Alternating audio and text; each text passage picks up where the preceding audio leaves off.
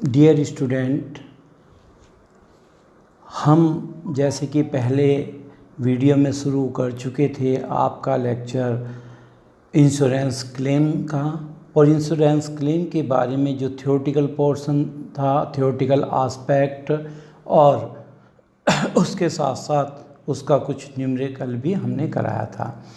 तो आज इस वीडियो में हम इंश्योरेंस क्लेम के कुछ और न्यूमेरिकल शुरू करते हैं। और मुझे आशा है कि आपने जो पहले मैंने थ्योरेटिकल पोर्शन इंश्योरेंस क्लेम का कराया है और उसके साथ साथ जो पहले न्यूमेरिकल कराए हैं वो करके देख लिए होंगे। उसके साथ साथ अब आगे के क्वेश्चन मैं जो आपकी बुक, आपके पास जो बुक है उसी बुक से कुछ क्वेश्चन कराने जा रहा हूँ। अतः आप इन क्वेश्चनों को ध्यान से देखिए और इन्हीं क्वेश्चनों की प्रैक्टिस करिए। इस बार बहुत चांसेस हैं इंश्योरेंस क्लेम से आपका न्यूमेरिकल आने के, इसलिए इंश्योरेंस क्लेम को आप ध्यानपूर्वक करते रहिए और इसके क्वेश्चन जितने भी आपकी बुक में है सबकी प्रैक्टिस कीजिए। और जिन क्वेश्चनों का आपका आंसर नहीं आ रहा है उन क्वेश्चंस के फ़ोटो खींचकर मेरे व्हाट्सएप पर भेज दीजिए, वो क्वेश्चन मैं आपको करा दूंगा, या मुझे फ़ोन पर उन क्वेश्चन के नंबर बता दीजिए, वो क्वेश्चन मैं आपको करा दूंगा। आपके साथ साथ बाकी स्टूडेंट्स का भी उन क्वेश्चनों का रिवीजन भी हो जाएगा। तो आइए स्टूडेंट हम शुरू करते हैं आज के क्वेश्चन टॉपिक इंश्योरेंस क्लेम से। Here is the first question. Jana traders have taken out a fire policy of rupees 60,000 covering its stock in trade. A fire occurred on 31st March 2012 and stock was destroyed with the rupees 15,510. The following particulars are available from the books of accounts of the fire. जैसे कि question में दिया गया है, जैना ने 60,000 की policy ली है, उसके 31 मार्च 2012 में उसके स्टॉक में आग लग गई है और आग से जो माल बचा लिया गया है वो 15,510 रुपीज़ का है। And the other information given, 1st January 2012 stock is 22,500. Purchase on date of fire 97,500.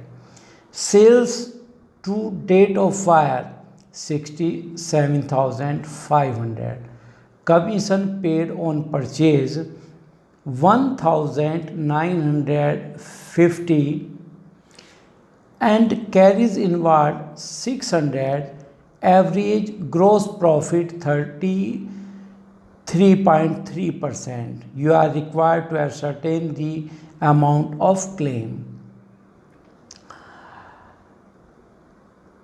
तो इन्फॉर्मेशन आपने पढ़ ली। आइए अब इस क्वेश्चन को शुरू करते हैं।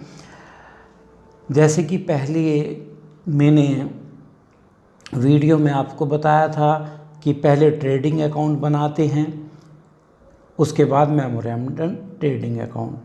लेकिन यहाँ मेमोरेंडम ट्रेडिंग अकाउंट ही बनाना है, ट्रेडिंग अकाउंट की कोई आवश्यकता नहीं है।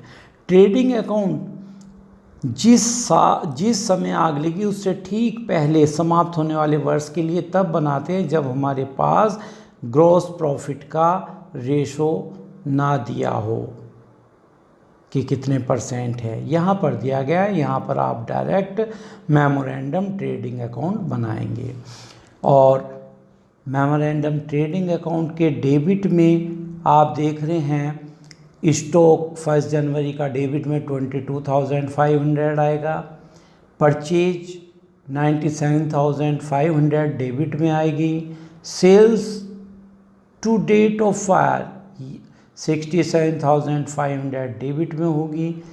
Commission paid on purchase 1,950 debit में, कैरीज इनवर्ड डेबिट में। एंड ग्रॉस प्रॉफिट, सेल जो है उसका ग्रॉस प्रॉफिट कैलकुलेट करके डेबिट में लिखेंगे तो बैलेंसिंग फिगर के रूप में हमारे सामने क्लोजिंग स्टॉक आ जाएगा।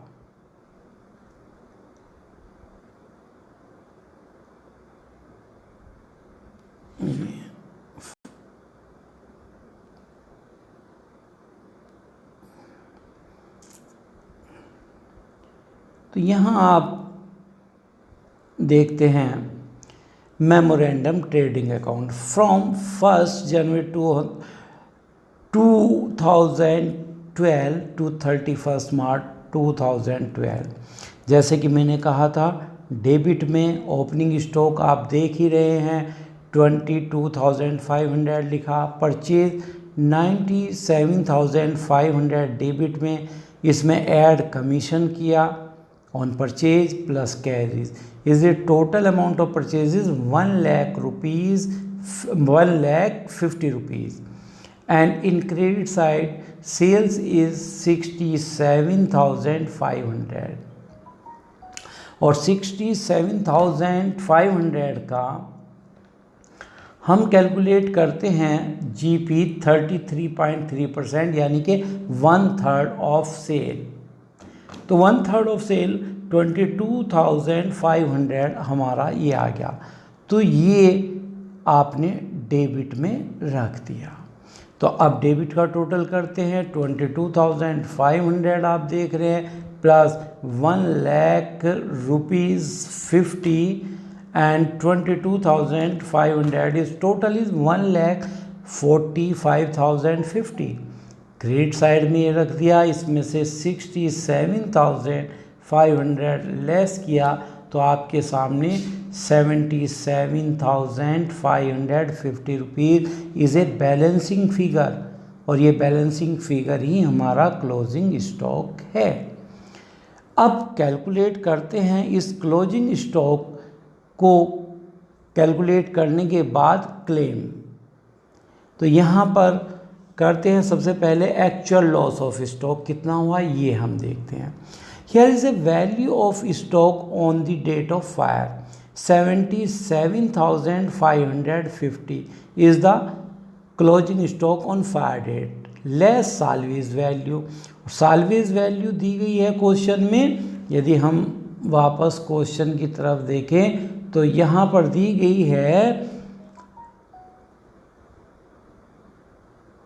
15,510 रुपीज़। 31 मार्च 2000 को आग लग गई और 15,510 रुपये के स्टॉक को छोड़कर सारा माल नष्ट हो गया। तो ये 15,510 rupees is a salvage value, ये माइनस किया तो is a actual loss of stock. और जैसे कि मैंने पहले आपको समझाया था, यदि क्वेश्चन में पॉलिसी की अमाउंट नहीं दी है तो जो लॉस ऑफ स्टॉक है वही हमारी क्लेम की अमाउंट होगी। लेकिन यहाँ पर क्वेश्चन में दिया गया है पॉलिसी अमाउंट, और यदि पॉलिसी अमाउंट दिया है तो claim on average clause basis पर आपको निकालना होगा। क्लेम का जो फार्मूला बताया गया था आपको,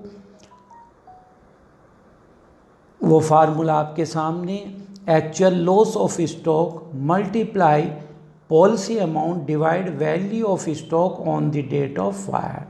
तो आप देख रहे हैं actual loss 62,040 rupees multiply 60,000 is a policy amount and 77,550 is a closing stock equal to 48,000. 48,000 is actual amount of claim। तो ये 48,000 आपकी अमाउंट आ गई है क्लोजिंग जो क्लेम आपको लेना है उसकी। तो स्टूडेंट देखा आपने ये क्वेश्चन, बड़ा सिंपल क्वेश्चन है, कोई प्रॉब्लम नहीं आ रही है। इस तरीके क्वेश्चन करते रहिए और चांसेस पूरे रहेंगे पेपर में इस प्रकार के क्वेश्चन आने के। तो इस क्वेश्चन को आप इस तरीके के करते रहिए और प्रैक्टिस कीजिए। इसके साथ साथ आगे एक क्वेश्चन और हम करते हैं, तो उसे भी देखते हैं।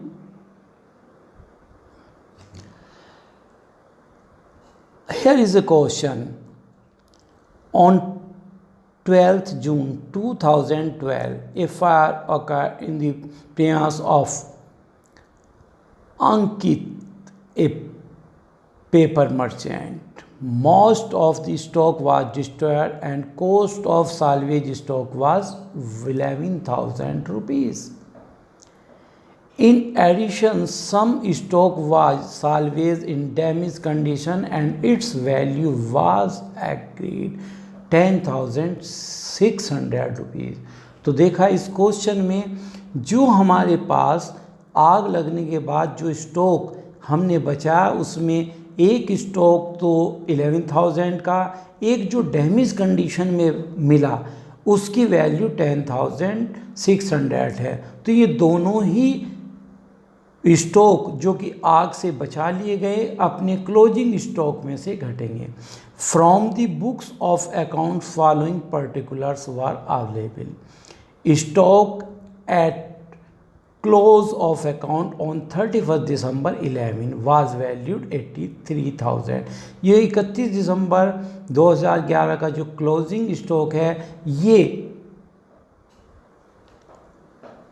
2012 का ओपनिंग स्टॉक होगा और 2012 1 जनवरी से जिस डेट पे आग लगी उस डेट तक का परचेज दी गई है 1,12,500।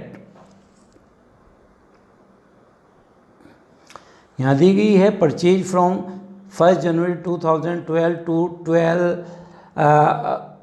12/6/2012 was amounted at 1,12,500 and the sales during the period was amounted to 1,54,000 on the basis of past 3 years is appear that average gross profit of 25% is earned on sale. Stock was insured for 70,000. Compute the amount of claim. यहाँ पर दो बातें आपके सामने दी गई है इसमें। पहली तो ये कि पिछले 3 साल के आधार पर ये अनुमान है कि हर साल जो सेल पे प्रॉफिट हो रहा था वो 25% था। तो इस साल जो सेल हुई है उस पर प्रॉफिट हम 25% ही मानेंगे। दूसरा ये यहाँ भी हमने पॉलिसी जो ली है 70,000 ली गई है। इसका मतलब यहाँ पर आपको अमाउंट ऑफ क्लेम जो निकालेंगे, जो फार्मूला आपको बताया है उस फार्मूले के बेस पर आपको कैलकुलेट करनी होगी। तो यहाँ पर एक बार देख लेते हैं। हमारा अमाउंट स्टॉक ओपनिंग स्टॉक 83,000 है, परचेज 1,12,500 है, सेल्स 1,54,000 है, जीपी 25% है। इन सभी अमाउंट से हमारा मेमोरेंडम ट्रेडिंग अकाउंट तैयार किया जाएगा। तो देखते हैं।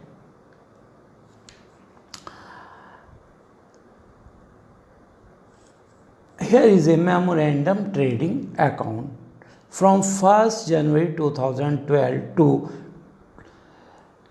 12/6/2012. Format is particular amount. Here is opening stock 83 जैसा कि देखा, परचेज 1,12,500। ये ओपनिंग स्टॉक पिछले साल का क्लोजिंग जो था उसका यहाँ पर ओपनिंग है। परचेज 1,12,500 आ गई। उसके साथ साथ हम देखते हैं कि सेल हमारी जो है सेल 1,54,000 आ गई है और value of stock on the date of fire ये बैलेंसिंग फिगर के रूप में आएगी, क्योंकि हमारे पास सेल पर प्रॉफिट दिया गया 1,54,000 पर 25%, जो 38,500 कैलकुलेट करके आया है।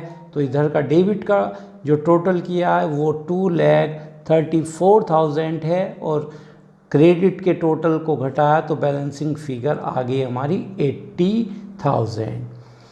It's a value of closing stock on fire date. But first, now calculate the actual loss. Actual loss equal to value of closing stock minus salvage value of stock।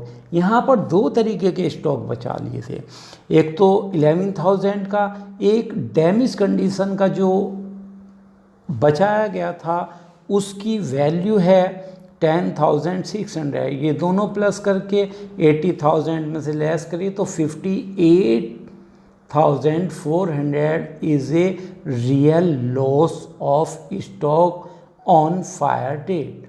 And ये ही हमारा claim हो जाता, लेकिन policy दी गई है तो amount of claim equal to actual loss 58,400 divide by value of stock 80,000 multiply policy amount is 70,000। देखते हैं एक बार, पॉलिसी अमाउंट यहाँ पर दी है पॉलिसी अमाउंट दी गई है 70,000 की, तो मल्टीप्लाई 70,000 इक्वल टू 51,100। तो यहाँ पर आप देख रहे हैं 51,100 क्लेम की अमाउंट आ गई। तो स्टूडेंट्स, आपके सामने ये दो क्वेश्चन करे हैं, इन दोनों क्वेश्चन में आपको ने देखा होगा कोई प्रॉब्लम नहीं आ रही है। इसी के आधार पर इस तरीके की जो क्वेश्चन आपकी बुक में दिए गए हैं उन्हें कीजिए। जहाँ प्रॉब्लम आती है वो प्रॉब्लम मेरे से शेयर कीजिए, और इसके अलावा कोई और एडवांस प्रॉब्लम या किसी और बुक की कोई प्रॉब्लम आपकी हो तो वो भी मेरे साथ आप शेयर कर सकते हैं। और स्टूडेंट, अंत में मैं एक बार फिर कहना चाहूँगा कि कोविड-19 से बचाव के सभी नियमों का पालन कीजिए और घर पर रहकर अपनी पढ़ाई करते रहिए, अपनी स्टडी रेगुलर बेस पर कीजिए। अब स्टूडेंट, कोई प्रॉब्लम हो तो आप मुझे लिख करके अवश्य भेजिएगा। Okay, thank you students.